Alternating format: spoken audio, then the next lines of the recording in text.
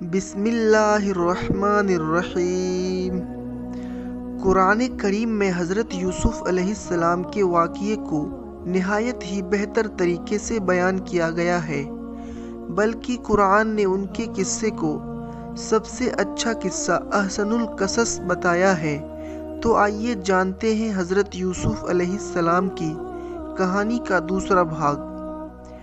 پہلا بھاگ سننے کے لیے ہمارے چینل کے پلے لسٹ میں جائیں۔ بھائیوں کی سازش اور کنعان کا کنواں۔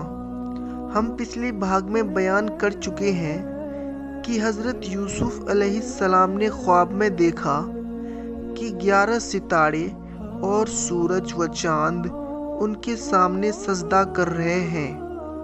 اس خواب کا پتہ جب ان کے بھائیوں کو چلا تو حضرت یوسف کے پرتی ان کے حسد میں مزید اضافہ ہو گیا اور بھائیوں نے حضرت یوسف کو جان سے مارنے تک کا پلان بنا لیا۔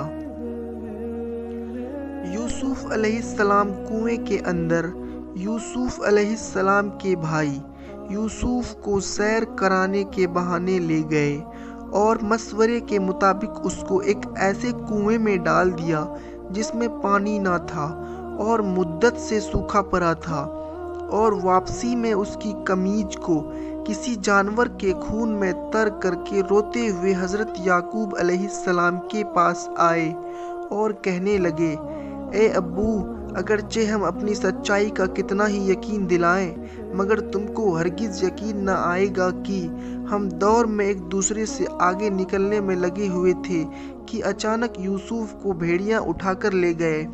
یہ اندوہناک خبر سن کر حضرت یعقوب نے فرمایا، بڑا ہی چالاک بھیڑیا رہا ہوگا جس نے یوسف کو مار دیا اور کرتا بھی نہیں پھٹا۔ کہہ کر وہ رونے لگے۔ بیٹے کے غم میں وہ اتنے روئے کہ ان کی آنکھوں کی بینوئی روشنی بھی چلی گئی۔ یوسف علیہ السلام کو اللہ کی مدد ادھر روزانہ یوسف علیہ السلام کو روز ان کے سوتیلے بھائی آ کر دیکھتے کہ کہیں وہ کنویں سے باہر تو نہیں آ گئے، مگر قدرت کو کچھ اور ہی منظور تھا اور اللہ نے ایک قافلے والے کے ذریعے حضرت یوسف کی جان بچائی۔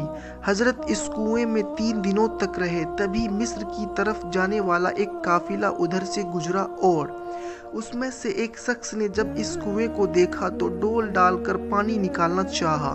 اسی دوران اس ڈول کی مدد سے حضرت یوسف کنویں سے باہر آ گئے۔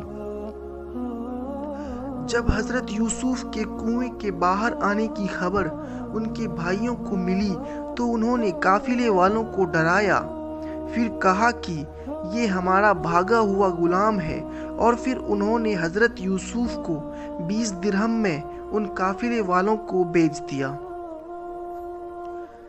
دوستو، ہم اس واقعے کو سلسلے وار بیان کر رہے ہیں۔ اب آگے کی کہانی دوسری بھاگ میں بتائی جائے گی۔ اس پورے قصے کو سننے کے لیے ہم سے جڑے رہیں۔ شکریہ۔